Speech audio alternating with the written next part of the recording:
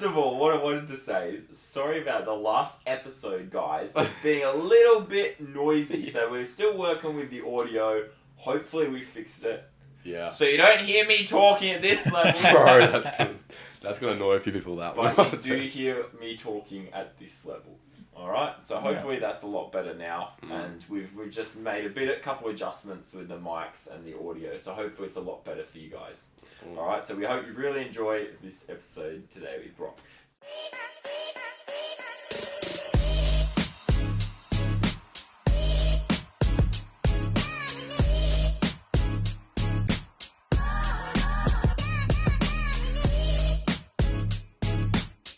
Alright, welcome to Greg and Andy Unleashed.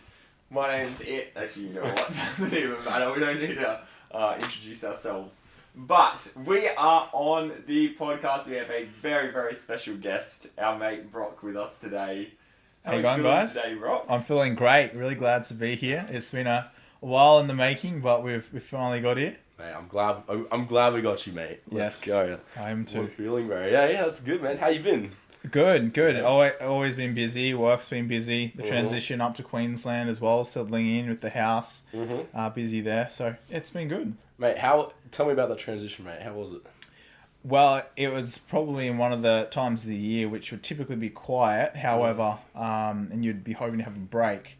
So moving interstate during that period was certainly not what I was wanting to be doing. However, it was for the best. So yeah. Nice, bro. That's awesome, man. There you go, eh? Far out. I can't believe we got you on, man. It's good to be here. Yeah, bro. So, Brock, right, one question I really wanted to ask. Sure. Right, and we're just going to kick straight into it. Actually, no, this is a really good one to start with. How old are you, Brock? I am 22. Awesome. He didn't know he was getting like 20 questions. Yeah. So, 22 years old. What do you do for work or study? Sure. So I have just finished Bible college. The last 3 years I've been studying that part-time, and I'm actually flying down to Sydney this Saturday to graduate. And on top of that, so like I mentioned, that was only part-time, I have a business where I import and sell timber. So we specialize in decking boards, and we've recently expanded into composite decking boards. And on top of that, we import primed pine. So we sell that to the likes of window manufacturers and other things. So pretty much in a nutshell, what I do is I import timber and then resell it. That's cool. So guys, for all your decking needs and timber needs, check out Brock right here. That's it, man. So, and how long have you been doing that for, mate? So I've been doing that for approximately the last 18 months to 2 years. Yep. And prior to that, I was doing firewood. So I used to have a wholesale firewood business out at Chinchilla, where we would manufacture firewood and would send that down into Sydney. So with a mixture of things, with the weather, not being an ideal place to live, we decided that venture wasn't for me. So we discontinued that, and that's how we got into the... What made you get into that in the first place, man? Firewood, right. So I was, throughout high school, I was selling firewood around actually it goes further back than that. In primary school, my uncle, he had a firewood bag business, and he was selling bags into service stations, but he lived about an hour and a half from town. So I grew up in a country town called Tamworth, and he lived about an hour and a half away. So to bring in bags of firewood, it wasn't exactly worth it for him to travel an hour and a half just to drop off a few bags of firewood. So he asked if I wanted to take on the resume of service stations that he had. So he had 5 servos in Tamworth, and what he would do is he would come to my house in town, and Mum let me do this at the time, is offload a pile of firewood in the backyard, and then I would pack the firewood into bags, and then I'd, with obviously Mum's car, because I couldn't drive when I was 12, would take it to service stations, I would go up with the invoice, get them to sign the invoice, give them the invoice. And little did I know that Mum would actually send them a proper invoice later. Wait, really? However, So your mum was running it. yeah, Mum was doing all that, but I was still, talking with them, and it was So sort of you just write up a building- little piece of paper. Yeah. So back in the olden days, before computers, Oh all my invoices. goodness. But you're 22. Yeah. I'm not talking about me doing this. Oh, I only did this in like a oh. little cashing Yeah. business. Everything used to be on paper, right? Yeah. So what you used to do is you used to write up an invoice on this in this book, and you used to give the I've customer seen a those copy. books. Yeah, you know them. So I used to do that in the very first business. So then that progressed, and I ended up doing that for about a year, and then I sold that business. Just because for How various old were you reasons. then? Like 13? Maybe 14 when I sold it. So maybe a couple of Mate, years. when I was 13, bro, I was riding my bike, probably swimming in the lake. Mate, Yeah. I wasn't. Selling businesses. Yeah, different Yeah, level, it's eh, not mate? like I sold it for millions of dollars, but it was still a nice bit of pocket money for a 14, 13-year-old. That's crazy. Then following that, when I was 17, I got my P's. I sort of still knew there was a market there for firewood. So I started buying it in by the truckload, and I kept it on a friend's farm about 5 minutes from Tamworth, and I used to sell it to the Tamworth community by the trailer load. So, I'd get a load delivered there, then I'd go out, pick it up with the trailer. I used to hand load all the trailers. So I'd sell about 200 trailer loads a year. So throughout that time, Well, just all day Saturday or even no. weekdays? So kids, if you're listening to this, don't follow my example. But I used to do it before school and often really? rock up late, or I do it after school. So I don't know. During that time, I got a. Mate, the teacher would say to you, mate, why are you late? You say, and most people say, I slept in. No, you're just running a business over here, mate. Yeah, so I used to get up at 6 a.m. and go and That's crazy. do a couple of loads of delivery before school. Yeah. That's wild, mate. Instead of the dog ate his homework, it's like, oh, my homework got buried by firewood. It got burnt with the firewood. Bro, that's crazy. So, that's how I got into the firewood. Then that naturally progressed into a wholesale firewood business. That's when I crazy. finished school. So you've done a lot of work in sales, I'm Yeah. assuming, right? And from speaking with you, what's one thing, now I know, for myself, for other people, especially in a lot of Christians' minds and in a lot of people that go to churches' minds, there's a real bad stigma about salespeople, and they're always telling lies. They're untruthful.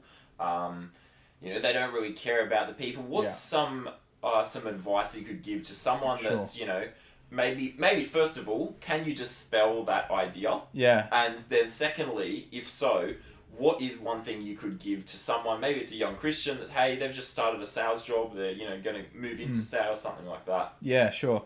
So the reason why sales often gets a bad rap is when we think of sales, we think of like a car salesman. Now, what a car salesman's looking for is they're looking for an instant sale and instantly cashing out. And to be honest, they'll probably never see that customer again. So they don't care so much about nurturing that relationship and making it a long-term customer. They're focused on the one-time sale. So they can spin truths or be dishonest or misleading in order to get that sale. And that's typically what people don't like. People don't like it when they are misled in a way to get a sale, or they don't see all the obligations involved with this particular thing. So that's what people don't like, and that's where the bad stigma of a salesperson comes from. But there's also another side of sales which is more beneficial, because in the long term you can make more relationships out of it and also make more money out of it as well, is by nurturing relationships, being completely honest with people. Because typically, like you and I would prefer if someone was honest with us about something, and building up that trust in order to do business. So that's honestly what sales is about. And it's not so much about just getting that one-off sale. Because if you get off that one-off sale, sure, you get a quick hit of money. But, if you haven't treated that customer right, or if you've misled them, you won't see them again. And especially from a Christian perspective, we always want to be a good testimony. And if we are in that sales job where we need to obviously take into consideration our Christian testimony as well, we need to ensure that we're not misleading people or negatively portraying a product or something. It's good, man. Yeah. Far out. So it's about building relationships. Absolutely. Is really what you're saying at the heart of it. Yeah. Yeah, cool. Yeah, so like, any of us, like, if you knew someone really well and if you trusted them, you'd be more likely to buy from them because you know that particular thing is going to work. Or if it breaks down, has an issue, they'll rectify the issue. Whereas quite often what happens with a lot of salesmen that aren't true and honest, they won't honour commitments, or in the car game that you can be, if it's a second-hand car, you can be given a dodgy car, then you got this backlog of problems and a lot of money to fix it. So yeah, there's that. Yeah, people just typically like to buy from people that they trust. It's true. I think that's just part of being like a Christian, or just even like a good person in general, just to be trustworthy, man. Like exactly as you said, bro. He's gonna in the long run help you out. Yeah, for sure. That's good, man. Man, I was just thinking back, man, when I first met Brock, what an experience, bro. He came to church, bro, and I had 2 words for you, mate. Professional and businessman, bro. Those are the 2 words to describe this guy. Oh, man. And I honestly, when I had a chat to you, I thought you must be about 30. 30? Yeah. Not by your Goodness. looks, but just for the way you talk, bro. Right. I was like, this guy, he just knows everything. And then, yeah. And then, I found out why you were actually coming to church, mate. Yeah? Yeah, there was someone in your life, bro. Want to talk about that, mate? There was something in my life. Someone in your life. Someone in my life. Yeah. Well, that was... Oh, Greg. Yeah, as many people watching the podcast know, Chloe and I are dating. Whoa, great news. That's crazy, bro. Nah, explain. Okay, So we're about 8 months in, bro. I want to ask, bro, what was it. the experience like, mate? How'd you meet her, mate? Just go through it all. Well, Scary. technically, we met at TNS in 2022. However, we don't recall a lot of conversation there, and that's not Wait, really did where you things talk back kicked then? off. Or you- No. Didn't even talk, yeah. And then we got by mutual friends in January of 2020. Shout out Adam, mate. Shout out to Adam, yeah. And then, I realised that she was a pretty solid chick and she loved the Lord. So from then on in, there was a spark there, from my side at least. And then we started talking in March. And There you go, bro. started dating officially in June. That's good, man. I remember talking to you about just dating in general, bro. And some of the stuff you were saying just blew my mind. Because the thing is, man, they say you got to think about what you want, what your standards are before you date and all this. But bro, like, I don't know. I sort of figure things out as it comes, which is a bad thing, but that's just being real. But then I was hearing what you're saying, like, man, like, it's so solid. So from that, I'm just trying to ask, what is some, like, advice for Christians who are potentially about to date or who just started dating like you? What are some, like, good boundaries, man? Because, yeah, you had some really solid ones. In boundaries, what do you mean? As in, like... Emotional, spiritual? Yeah, I guess everything. Like, Yeah. just being... what's the word? Trying to think of While Greg's thinking about that, guys, go ahead and subscribe. Right, we're very close to 100 subscribers, so we'd love for you guys to help us get over the line to that. So yeah, we'll get back to Greg once he's figured out what he's saying. Mate, I think you know what I mean, bro. Just, I don't know. Man, This is bro, so good. I've Yeah. I'm so entertained. I already. lost the plot, man. You're gonna be watching this on repeat. Oh, on I the lost way the to plot, work. bro. Greg's gone as red as a beetroot. Bro, So essentially, with when Greg came and asked me yesterday to do the podcast, he did ask me, "Can you say something on your relationship?" I'm like, "Yeah, okay, no problem." Yeah. So when it comes to dating, honestly, what that period is obviously just getting to know one another and ensuring that this is who the Lord wants you to marry. So that's what that whole period is for. So when you go into dating, it should always be from a point of, will I end up marrying this person? And if the Lord reveals to you that no, this isn't the person that you're going to marry, that's where you should part ways. And as hard as it can be, is make that decision. And as blokes, that quite often will be us, because girls will often not want to offend, and so forth. So it's really up to us in that regard. But it's also a period where you can sort of lay some foundations. So if you're dating a particular person, and then that ends up translating into marriage eventually, you want to be laying foundations now, so that when you go into marriage, things are already there, and the foundations are already laid. So what we should be doing as a Christian is just pointing one another to the Lord and helping each other grow in the Lord on a daily basis, because at the end of the day, marriage was designed by God and created by God. And I'm speaking from this with absolutely zero experience of being in marriage, but I can imagine, and from what other married people have told me, that if you're pointing one another to the Lord, and if you're living in the Lord under God's plan, your marriage will be the best that it can be. So with that, the whole season of dating should be about honoring the Lord and ensuring both of you are moving and getting closer to the Lord. So, things like praying with one another, reading the Bible with one another, taking godly Christian counsel, all those things are, very important. Yeah, that's awesome, man. Sorry to interrupt. Would you say another thing might be like highlighting verses in your Bible? Highlighting the verses in your Bible? Yeah. Sure. That's cool. Is that in reference to one of Greg's dodgy pickup lines? What colour is your heart? Oh, no. Note that, boys. No. That can be cut out. Yeah. No, that's sorry, were you about to say something? You go.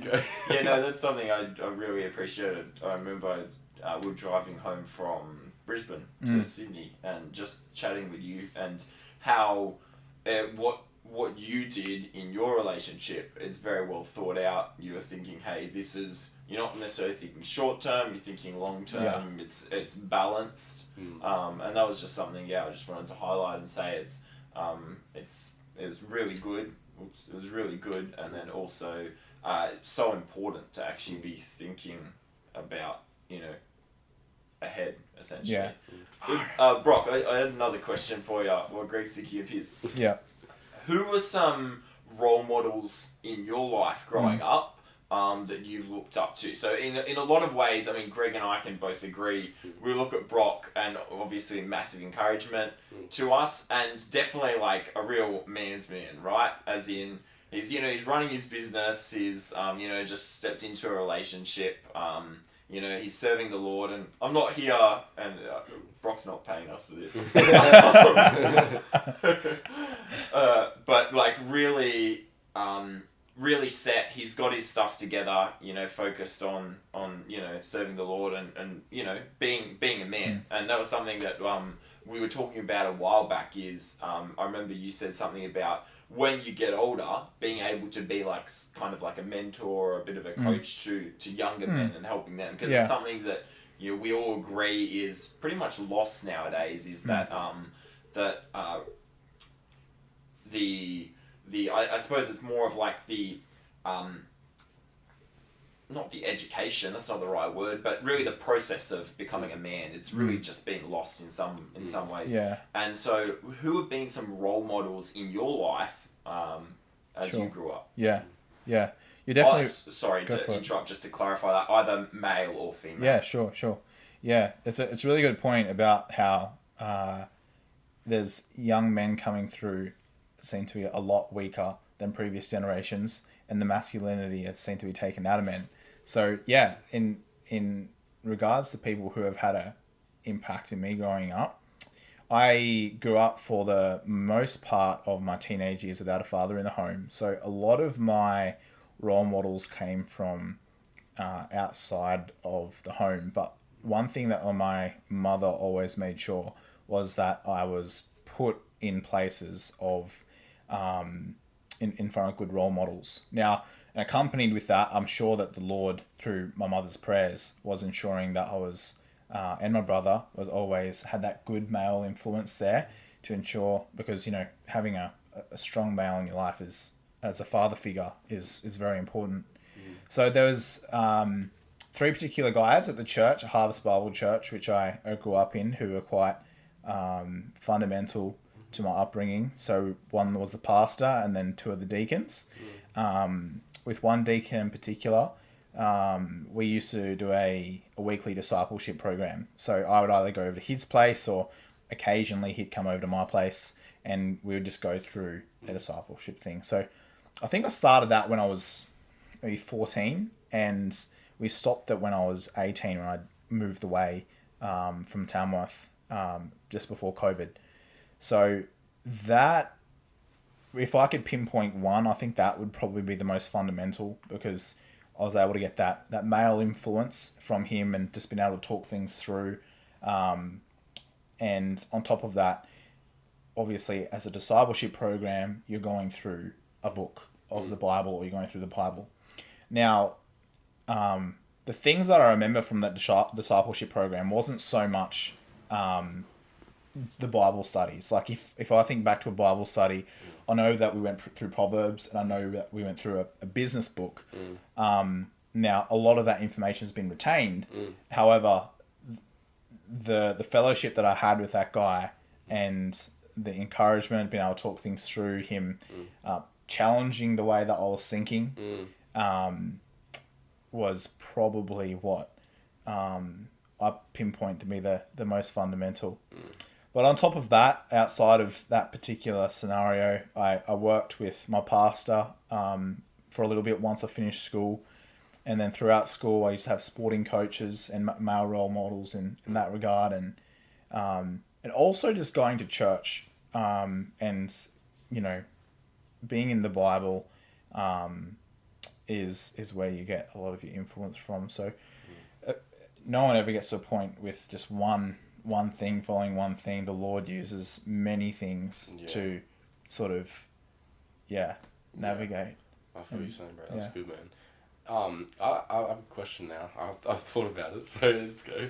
But we are back from our intermission. It's back on. Nah, but I was gonna ask if there's a young guy, even a young girl, that's, say, in their specific trade or job, and they're planning to start a business. What advice could you give them in terms of where should they be putting their focus? Should it be in like the sales? Is it in like customer service? Like where? How do you start a business, and how do you grow? Yeah, so it's a really tricky question, because it really depends on an individual basis. Yeah. But one thing that is important to business that I've found out is sales and having a good customer base. So that goes back to treating your customers well, giving them the best service that they can. So not so much focusing about the money, because, you know, if we're honest, the reason why we operate business is to make a profit. Otherwise, there'd be there's no reason, purpose of running a business. But that's the end goal, and that's the cream on top. But like a house, there needs to be foundations there. That's true. And the foundations are making sure that you have a good name, making sure that you have a good business, and sales. So that's good, yeah. 100%. But obviously that's very broad, and there's a lot more to it. Yeah. But and finding a good accountant, have a good accountant too. Good accountant, yeah. Yeah. That's good, man. 100%, and it's so inspiring, man. Honestly, just to see how you've gone, even at such a young age, where like just doing all you're doing. It's really it's encouraging, bro, and it's it pushes me to try and do stuff like that too, man. So I appreciate that, bro. Any thoughts, mate? Mate, what are the plans for this year, next couple of years, in regards to God, maybe your relationship with God, serving God, that kind of thing. Sure. So, obviously, I've just transitioned from Harvest to Good Shepherd. Now, coming into a new church, I'm just sort of coming in here and just allowing the Lord to place me wherever. I've recently started as a leader with the youth group, with Impact Youth. So, I'm sure the Lord has plans there. Outside of that, I've just finished Bible college. Now, I've done a 1-year certificate, and there's still a little bit more that I need to do to get the 3-year certificate. However, I'm having a break from Bible college for a while. But in the meantime, it's just getting stuck into Good Shepherd, serving in ministries here, and just seeing where the Lord leads. So, yeah. Cool, you started in youth too, didn't you? You signed up, or what's that? Sorry. As a youth leader, did you sign up as a youth leader? Or? Here. Yeah, Good Shepherd, or. John just came and asked if I was interested. Oh, and I was okay. like, yeah, sweet, let's do it. Yeah, nice. That's Yeah. good, man. Yeah, good stuff, bro. What was that? Washing the car? Oh, you saw that ad? Yeah, that's pretty good. I didn't see that. What was it? You just From were you a there on church Sunday? car. Oh, I was sick, man. Oh, it's Oh, true. yeah, I wasn't Well, you there. clearly didn't watch church from home either. I did, mate. Just the message, though. I came into the message time. That's right. You weren't feeling Okay. well. We're Yeah. glad you're feeling better now. Was, What's What's young- that for? youth? Youth. Yeah, it's raising money for the youth camp, which is coming up in April. Oh, So we're nice. going down towards Mount Tambourine, and just the 3 or 4 days where the youth camp's on, just raising a bit of money so we can make it a bit better for the youth. That's good, man. What are your thoughts on God's specific will in your life? Have you found that yet? Yeah, well, are your it's thoughts? interesting. I actually had a conversation with Chloe the other day about God's will for an individual person compared to God's will as a whole. Yeah. Now, the Bible teaches that we are a vessel. Yeah. And essentially that's just God working through us. So in regards to ministry, it's always only God ever working through us. Now, in order for us to be a vessel, we need to ensure that we're fit to be a vessel. So we need to be living a life which is pleasing and honourable to Him, and also have a good testimony as well. So in regards to does God have a specific plan for an individual person, I'd say yes, he does. However, God also doesn't will for people to live a life full of sin. And there's also some people who go out and they get saved, but then they revert back into sin. And is that God's will for them? No, it's not. So God has a purpose for everyone, and it's to be a part of His plan. However, I think we still have an element of responsibility or an element of choice that we need to be living a life so that God can use us for His will. So obviously God is all-knowing, so He knows what's going to happen anyway. Yeah. But that's, to answer your question, does God have a will for everyone? Yeah. I think He does, for as long as you position yourself To have that. to be able to. I know what you're saying. That's good, bro. And I was going to ask you also, we were having a chat a while back about missions, bro. And you have a heart at the moment to just help missionaries where they're at. So there's like a lot of missionaries who have been struggling, like just having no one come visit them and things like that. Yeah, So what's your heart in that, bro? Last year at Vision to Serve, that's a conference that Fraser Young runs down in Bashan every year. I know that Good Shepherd have a crew that goes down. So when Pastor starts announcing it, I'd encourage you to go along. But they had, I forget the name of the preacher. That's really bad. He's recently taken on up at Sunshine Coast. Chris Crockett. Yeah, they had Chris Crockett come and talk about his experience in Romania and how in the whole time he was there, he only had 1 or 2 people come and visit him. And one of the things that they really struggle with, or that all missionaries struggle with, is having a sense of loneliness. Even though they're among people all the time as missionaries, always witnessing to people and ministering to people, there's still a sense of loneliness, because in a sense that they're your flock. They're and you're always and Chris Crocker or the missionaries are their shepherd. So you're always ministering to them, and then your needs of just fellowshipping quite often aren't met.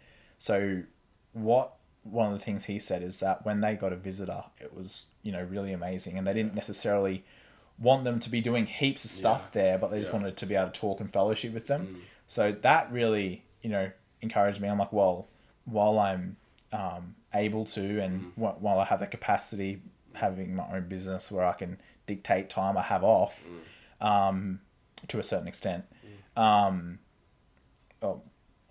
have the ability to go over and to be able to minister to missionaries in this way. But on top of that, I'm handy with my hands to some degree, so I can go and help them. You're not just going there to have a cup of coffee. You're going to be a blessing. That's right. That's true, man. So I can still go and help with any building work, or basic building work, or renos. But then I also know that you're keen to go over and do a bit more with. I think like that is like specifically a work trip with it, like we've sort of planned out. But man, your heart just to spend time with missionaries, I feel like I share that same vision, bro. Like just to be able to just encourage and help out, and there's such a big need for it, especially these missionaries we hear about all the time, man. On our like Wednesday evening updates we get from Jewel and things like that, man. Like you hear about them, but you're just like, man, someone needs to go over and just help them out. So I fully agree, man. It's good, man. Yeah, so it's a massive need, and missionaries they do a lot, and they put up with a lot, and you're not supposed to go the Christian life alone, man. Like God wants us to help each other out, 100%. And get around each other, support each other. It's not supposed to be you versus the world. Like we have the power of God, we have to help each other out. 100%. No, I love that. It's so good, bro.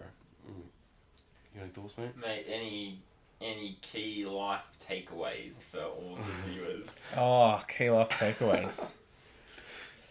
He's got a few, mate. I can see him all up in your brain. You got a few there. Well, only really one, which is just honor the Lord and follow His plan, because honestly, that's where we all. I can't sit here and say that I'm always perfect in honoring the Lord's plan and free from sin. I think we all struggle in that regard, but her pastor preached on Wednesday, and he was speaking about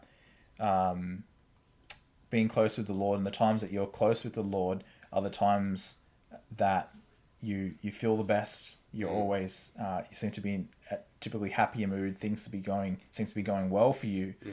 But then when you leave the Lord behind, you're not spending time in the Word. You're not spending time fellowshipping with one another. You're not spending time in prayer.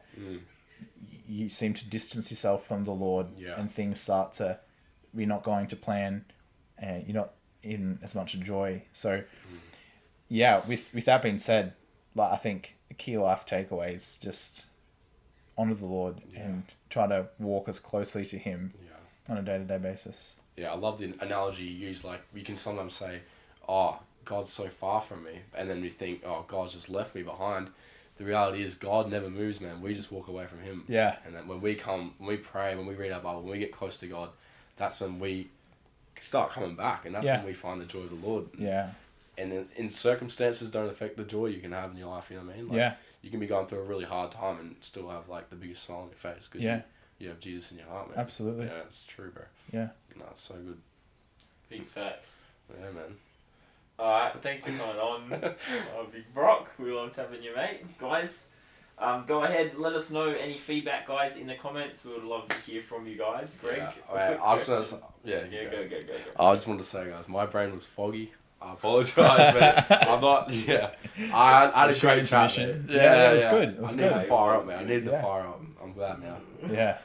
We should just redo that thing, man. That was cool. Alright, retake. It was good though, man. Alright, so Greg, have you used your journal yet? Oh, mate. Oh, that's it. Well, you've been writing down who we're getting on. Yeah. The Oh, yeah. questions for the podcast. Yeah, bro. 100%. Perfect. That's what I thought. That's what I thought. Yeah. All right, guys. Go ahead and subscribe, and we'll see you on the next one. It's Greg and Andy Unleashed.